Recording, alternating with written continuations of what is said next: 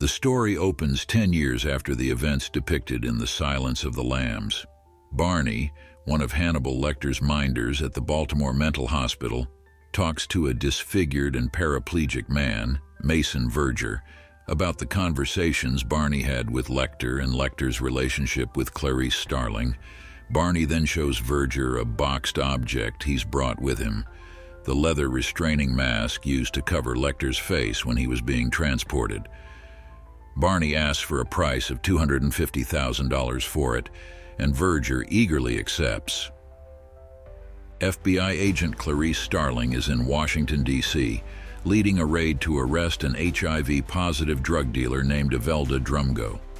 Though Starling has laid out precise plans to the arresting team, the raid is horrifically botched when one of the agents rushes Drumgo and her gang after Starling orders them to stand down because Drumgo is carrying an infant.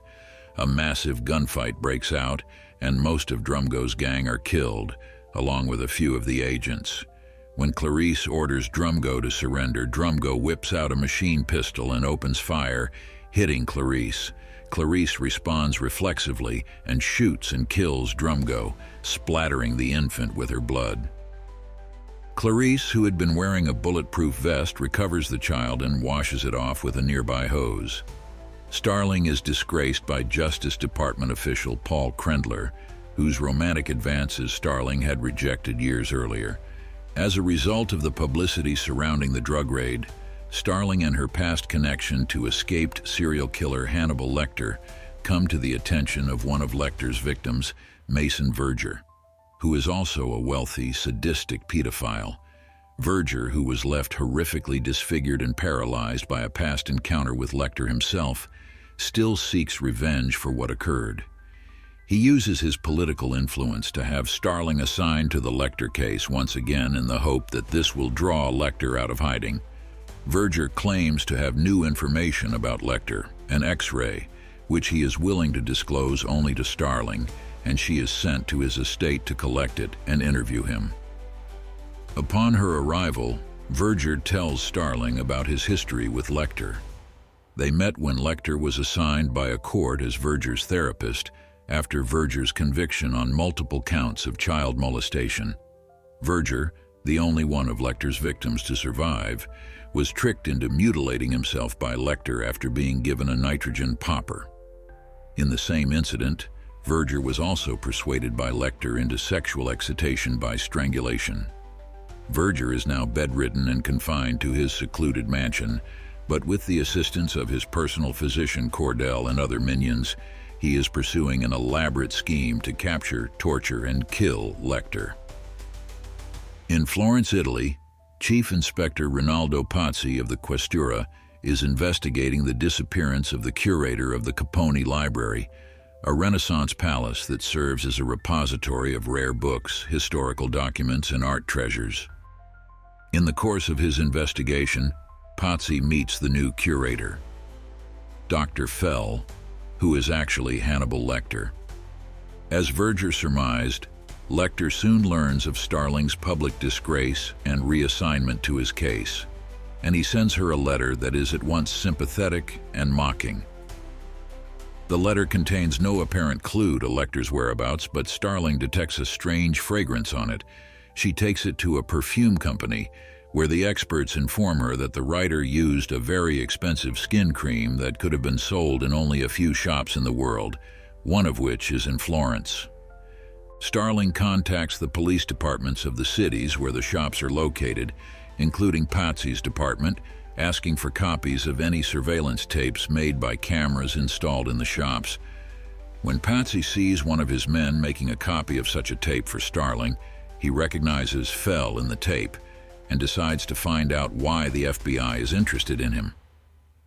Pazzi accesses the FBI's database of fugitive criminals and learns that Fell is Hannibal Lecter. He also learns that Verger is offering a reward of $3 million to anyone who assists him in capturing Lecter, in lieu of turning him over to the FBI, who offer a $250,000 reward. Hoping to collect the larger bounty, Pazzi makes contact with Verger's people and agrees to help them kidnap Lecter. Starling, meanwhile, has received the surveillance tape from Florence has recognized Lecter and has learned that Pazzi has been using the FBI's database to check on Lecter. She calls Pazzi and warns him against trying to capture Lecter himself, but Pazzi ignores her warning. Pazzi coerces a local pickpocket into wearing a cheap bracelet and attempting to rob Lecter. The pickpocket follows Lecter through the streets of Florence. When he reaches for Lecter's wallet, Lecter grabs him by the wrist and the bracelet, leaving behind fingerprints, and slyly stabs the man in the upper leg, severing his femoral artery. Pazzi finds the thief and takes the bracelet from him, leaving him to bleed to death on the street. Pazzi sends the bracelet with Lecter's prints to Verger, who has them confirmed as Lecter's. Pazzi and Verger's men try to kidnap Lecter after his scheduled evening lecture on the poetry of Dante to a group of scholars at the Palazzo Vecchio, but their plan goes badly awry. Lecter subdues Pazzi with a drug-soaked rag and interrogates him, forcing him to answer several questions by threatening to kill and eat Pazzi's wife. Lecter murders Pazzi by first slashing open the man's abdomen and then throwing him off an upper-floor balcony with a noose around his neck, his entrails falling from his abdomen to the street. The same fate of one of Pazzi's ancient ancestors. Lecter escapes, deciding to return to the United States to renew his acquaintance with Starling. Frustrated by the failed attempt to kidnap Lecter, Verger tries to draw him out of hiding once again by getting Starling into more trouble. He bribes Krendler to accuse her of withholding a note she received from Lecter. The ploy works and Starling is suspended from duty. Verger's men keep her under surveillance in the hope that Lecter will contact her. Lecter, meanwhile, has been watching her and also watching Krendler. Lecter then buys china and crystal for an elaborate meal and also steals surgical equipment from a hospital. He takes everything to a secluded lakefront house that he has learned belongs to Krendler. Lecter then contacts Starling, luring her to Washington's Union Station for a meeting. Verger's men follow her there. As Starling looks for Lecter among the crowd of travelers and shoppers at the station, she and Lecter converse by cell phone. He expresses his admiration for her and his sympathy for the shabby treatment she has received from the FBI, at one point suggesting that he might force the people who have disrespected her to scream apologies. Having spotted Lecter, Verger's men capture him in the station's parking lot despite Starling's efforts to stop them. Starling makes a fruitless attempt to expose Verger's scheme to the FBI. Meanwhile, Verger's men transport Lecter to the Verger estate.